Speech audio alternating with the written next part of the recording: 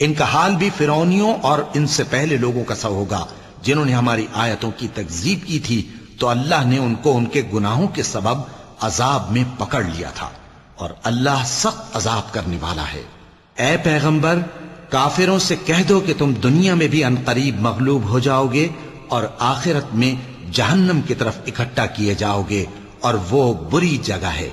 तुम्हारे लिए दो गिरोहों में जो जंगे बद्र के दिन आपस में भिड़ गए कुदरत इलाही की अजीम शान निशानी थी।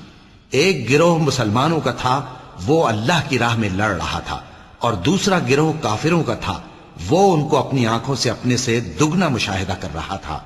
और अल्लाह अपनी नुसरत से जिसको चाहता है मदद देता है। जो अहले बसारत हैं उनके लिए इस वाक़े में बड़ी इबरत है।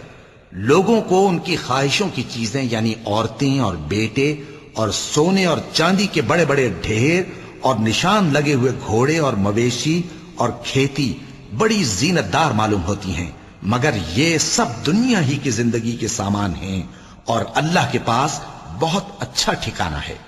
ऐ पैगंबर, इनसे कहो कि भला मैं तुमको ऐसी चीज बताऊं जो इन चीजों से कहीं अच्छी हो।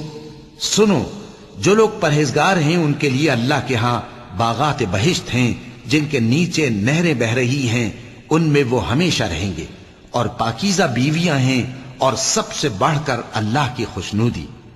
और अल्लाह अपने सब बंदों को देख रहा है।